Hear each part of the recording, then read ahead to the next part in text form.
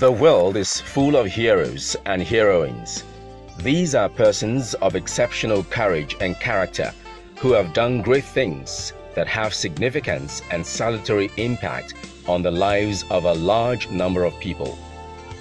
This philosophy of making positive impact in the life of others aptly captures the character of the Delta State First Lady, Dame Edith Okowa, who has sustained the culture of doing good to others. While Governor Ifeanyi Okowa in the last 2 years and 9 months have been busy with the business of rebuilding critical infrastructure and creating entrepreneurs, his wife, Dame Edith Okowa, has carved a niche for herself in the business of reaching out to individuals and groups that are usually easily neglected. Shortly after the Okowa administration was inaugurated on May 29, 2015, the First Lady drew strength from her husband's promise to deliver prosperity to Deltans and initiated her pet project, codenamed O5 Initiative. The inspiration for this initiative is born out of God's word as recorded in Matthew chapter 25, 35 to 32. It hinges on the Lord's mandate to feed the hungry, clothe the naked, provide shelter for the homeless, care for the sick, and visit the prisoners. The joy that we derive and that will make us live long is when you see the excitement in the faces of those who can't even afford 1 meal a day. So when you see a vision worth embracing, you will know. An opportunity to serve that anybody who loves God will want to do. And she has given us that opportunity to serve our people. We are not just called to come and roll our chairs in the office. We have been called to serve our people. That's the calling. With the multifaceted challenges staring at her in the face, she looked at most of them as surmountable and set out to address some salient but often forgotten services to the vulnerable and less privileged, as well as physically challenged persons in the state. Prison visitation and provision of facilities that meets the needs of inmates have been a major focus of Dame Edith Okowa's intervention in this area. Once in a while, when we're able to go and visit the prisons, give them medication, celebrate with them, it gives them a sense of belonging that even though they are not in society, they are also part of society. Besides feeding and clothing prisoners, the First Lady's compassion led her to improve the sanitary and general deplorable conditions in the prisons. She mobilized well-meaning and philanthropic Deltans to provide portable drinking water in Ogwashuku, Sapele, Abo, and Kwale prisons. We are commissioning this borehole in the name of God the Father, Amen. God the Son, Amen. And God the Holy Spirit. Amen. Every first day of June is my birthday. I celebrate with the prisoners. We give them food. We have been able to give them water. I remember visiting Ogwashuku prisons, and they told me that their greatest problem was water. Because of water, they're not able to go to the restroom, so we began to sink boreholes in the prisons. In her determination to take her care for the less privileged a notch higher, Dame Edith Okowa solicited for the support of some pharmaceutical companies and got them to donate drugs and other essentials to improve the health conditions of prison inmates. This is not the first time she's been doing that. Last year, we had this kind of thing coming from her. It is also interesting to note that she helped in decongesting the prisons by paying the fine option for some incarcerated person who had the option of paying a fine and get out of jail but couldn't meet the condition. Just help me praise God. They met about 25 prisoners who have been unable to pay their fines. Her Excellency graciously paid for them, and about 26 of them were released. She didn't stop there. She promised to ensure that they are part of those that are likely to benefit from our skills acquisition program. So she has added so much value. She has helped to complement the efforts of the husband. We praise God for her to continue this temple so that her name will be in the history of the needy. There's a rehabilitation package. When they come out, we just don't want them to come out and go to the society like that because some don't even know how to fit in. There are plans to integrate them into the empowerment project that the governor is doing. One other group that is dear to our heart is the success and survivors persons living with sickle cell anemia disorder. The desire to confront this challenge has motivated Mrs. Okowa to embark on the aggressive establishment of sickle cell care clinics in each of the government hospitals across the 25 local government areas in the state. The objective is to provide immediate assistance to the sickle cell warriors, especially during crisis. Let this clinic open for life, not for death. In Jesus' name. The essence of this clinic is to ensure that these sickle cell patients, they call them clients, they are exposed to good medical care so that they can have quality of life. She's spending so much. You see the equipment she buying, attaching the lab so that these children, there's no point going to the main lab to go and queue up. To tackle this menace head-on, the buildings donated by the hospitals, which were hitherto dilapidated and abandoned, were completely renovated and revamped, giving them a facelift. Today, the centers boast of a spacious and well-ventilated reception with dedicated staff, standard laboratory, fully equipped with modern facilities and doctors' consulting rooms, and a standby 7.5 kVA generating set for constant power supply. She has commissioned a number of such units in Abo, Sapele, Ugeli, Kwale, Ole, Koko, Eku, Patani, Otu Jeremy, Okwe and Iseluku General Hospitals, and still counting. In order to ascertain the viabilities of these centers, the Smart Delta team took a tour round the 3 senatorial districts to meet with these sickle cell warriors. It is heartwarming to report that both long-existing clients and new ones could not hold back their feelings as they expressed their gratitude for the huge relief brought to them by the establishment of the clinics. At Eku, Mrs. Helen Akbowe, a mother of 6, tells her story. The children, every time, and they carry them to go hospital, leg they pain, blood they finish, not be small raise now they raise. But since when mommy Okowa built this hospital, he helped me well. Beyond the huge supports Dame Edith Okowa is giving to these sickle cell warriors to enable them live normal lives, her advocacy across the state has helped to reduce the myths, fears and agonies believed to be associated with the sickle cell disorder. Gloria Onyebuchi is one of such persons. She narrates her experiences. I take her to go cut this time. I thought that is Ama in my own language. After cutting it again, the sickness still go on. We wanted to buy ordinary drug for chemist before the woman advised me to go and check her genotype. When we reached there now, the genotype said the baby is SS. The awareness that the O5 initiative is doing is a good one, an excellent one at that, and which should be encouraged by all. Defying the rains, the crew headed for Orerokwe and Sapele local government areas respectively.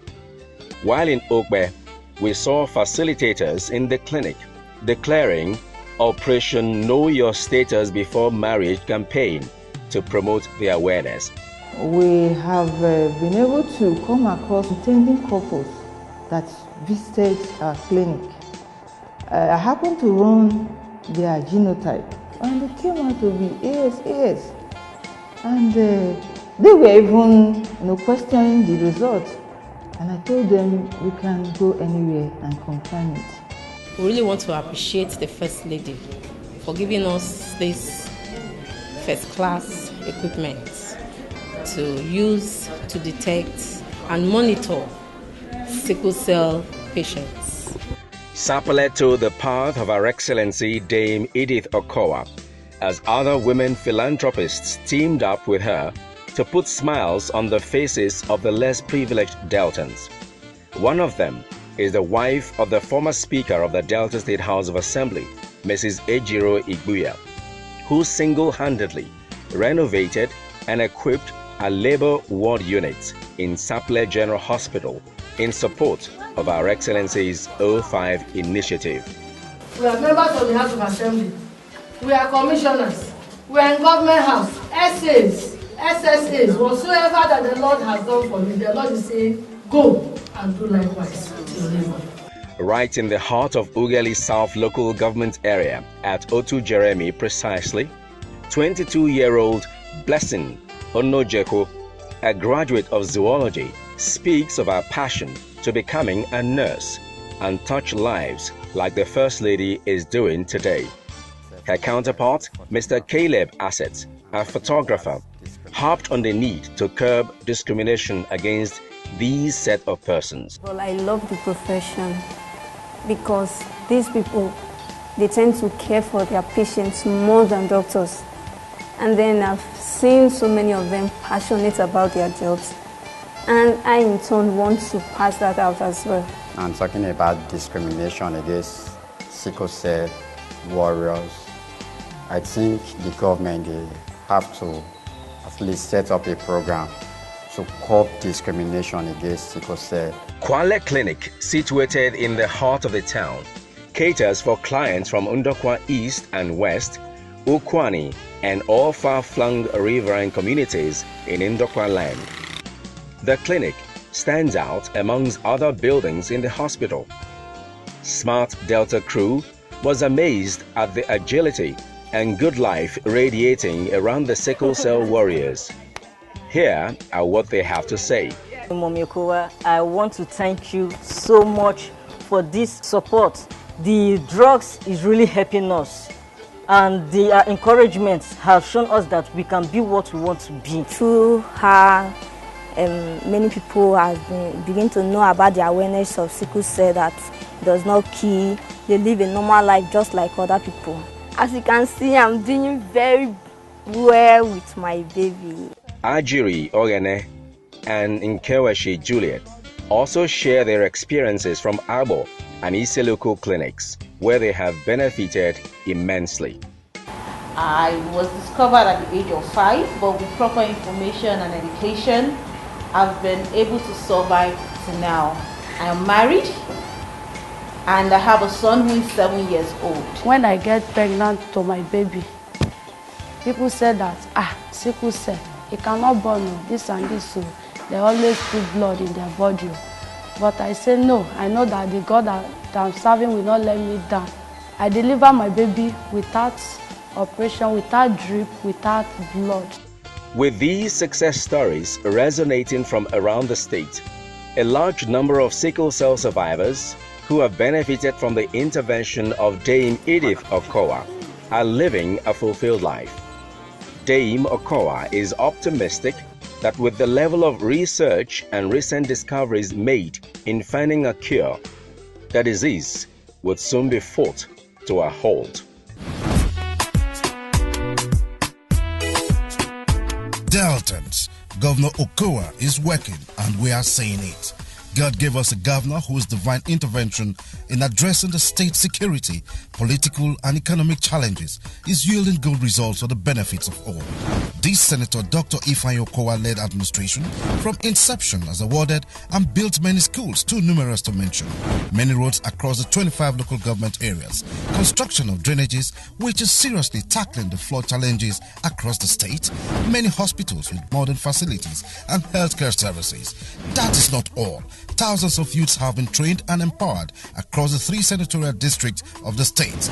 Peace and security with democratic equity brought by this administration has restored our investors' confidence in Delta State. Deltans, let's support this administration for more democratic dividends. As the First Lady who understands her place in the scheme of things in this present administration, Dame Edith Okowa has wittingly encouraged others to join forces with her to bring about hope and make the world better, changing lives one person at a time. Somehow we began with the Agbo Clinic, and we went about reaching out to people whom we know could be able to be of help for us, because government is not financing this office. We met them, told them our dream, they bought into it, and we did. We invited people to open it. By the time we opened the Agbo Clinic, people were so impressed, so that it was like a call, come, do this same thing you did in Agbo, in the Central Hospital Agbo in my own local government area. The orphanage homes across the states are on Dame Okowa's radar, as she has, at various occasions, attended to their needs. Beyond providing for them, she enjoys their company by identifying with them on her special days and during festive periods.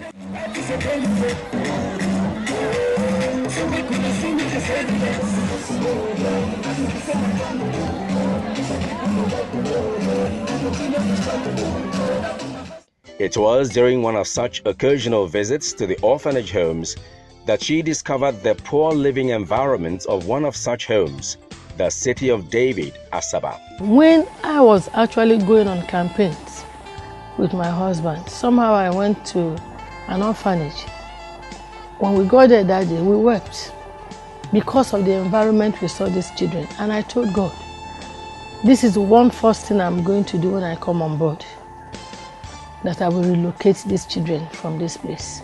By God's grace, we were sworn in, and the first thing I did was to relocate those children to a better accommodation where they stayed. She was moved when she saw the situation of things as at that time.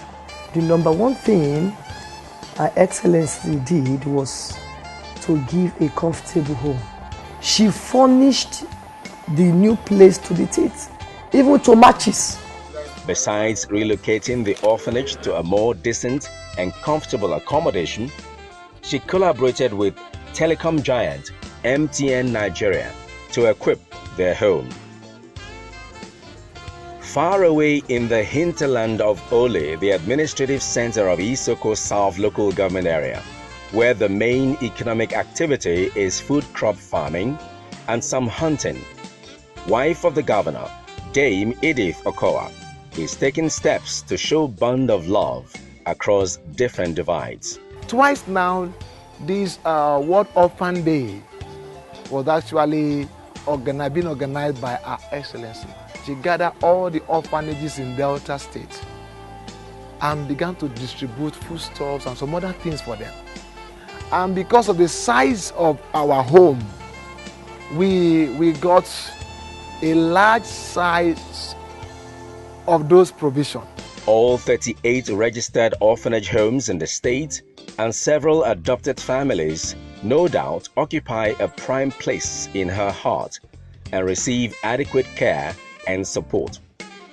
This plays out during global and national programs such as World Sickle Cell Day, World Charity Day, World Orphans Day, Christmas celebrations, and other festive periods, and most especially the celebration of her birthdays.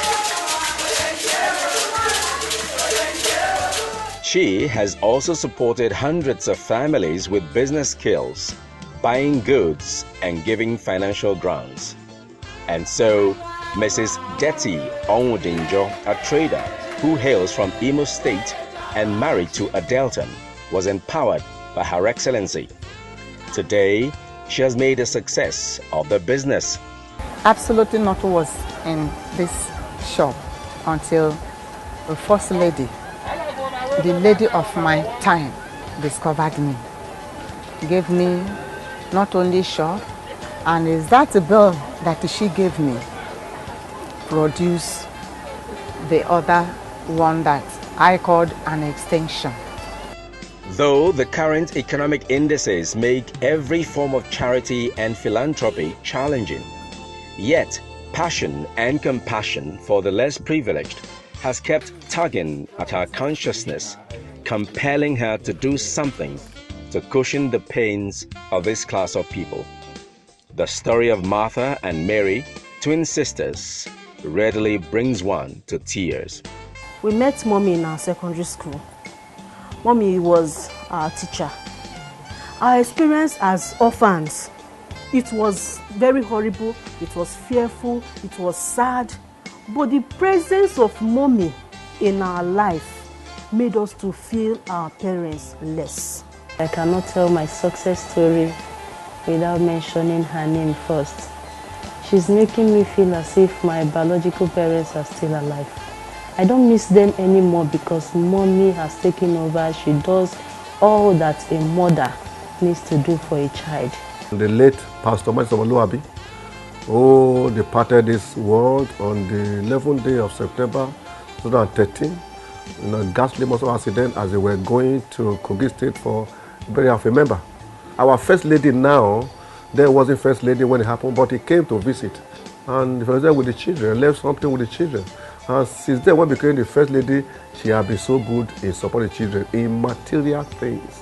Because of our show of kindness and compassion to the needy, the less privileged and other disadvantaged in the society, especially women and children, through her humanitarian service on the platform of O5 Initiative, good-spirited individuals and groups throng her office to identify with her project. Among these are UNICEF, Bill and Melinda Gates, Ifeoma Okoba, and lots more. I must commend you for taking on the issue of sickle cell head-on, which is one area that not so many people are talking about. We want to be in collaboration in delivering the services to those centers, and we will stand in partnership with you. Her supports are in diverse and remarkable ways. It is therefore not out of place for her to be singled out for the prestigious award of being the UNICEF Nutrition Ambassador for the state. Your efforts have touched many lives. Thank you for making a difference. God bless you.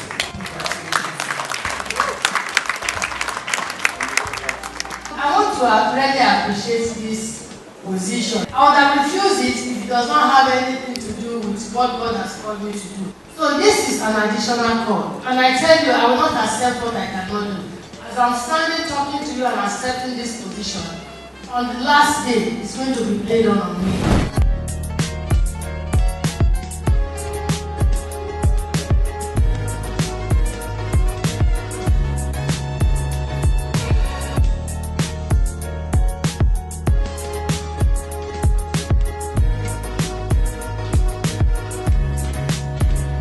Welcome to Delta State, the big heart. Come, live, invest, and explore the potentials of our Delta. During her numerous visits to Delta communities in the course of her husband's campaign, she must have observed a lot of societal challenges that needed urgent attention. One of such areas is value orientation. And as an evangelist, she recognizes the power of prayer in changing things positively.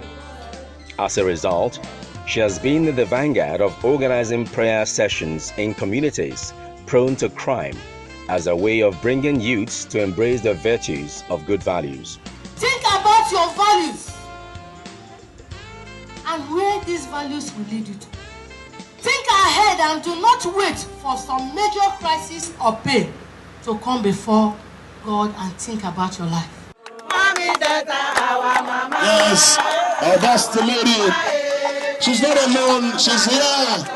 Mama Delta, as Mrs. Okowa is sometimes fondly called, epitomizes courage, tenacity of purpose, and dedication to duty. She is confident in her ability to carrying along all strata of Delta State women. In the last 2 years and a half, she has, at different occasions, organized events to mobilize women, bearing in mind the desire to deliver on the Pan-Delta mandate.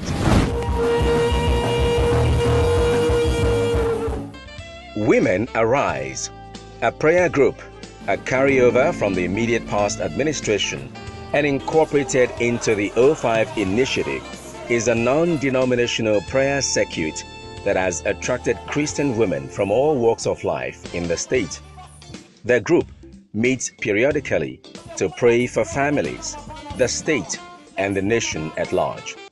As an educator and known disciplinarian, she has mentored some women who have grown to hold important positions of responsibility in the state. This is a testimony to her selfless disposition and willingness to live and let live for the betterment of Delta people. I am an evidence of those people she has mentored. She taught history in secondary school. Besides, she taught me in Marymount College. Understanding her enormous responsibilities of walking and working beside her husband, the governor, to reposition the state to deliver on his policies for success, she has resorted to doing battle on her knees, petitioning God to endow her husband with wisdom to govern his people and bring about peace and prosperity to the land. I am fulfilled as a mother, but that is not the end. St. Paul said, I press towards the mark. I have not arrived. Until Jesus calls me, I will keep doing what he has sent me to do. With God on their side, she believes Delta State will witness unprecedented abundance in all spheres of governance in the next 4 years and beyond.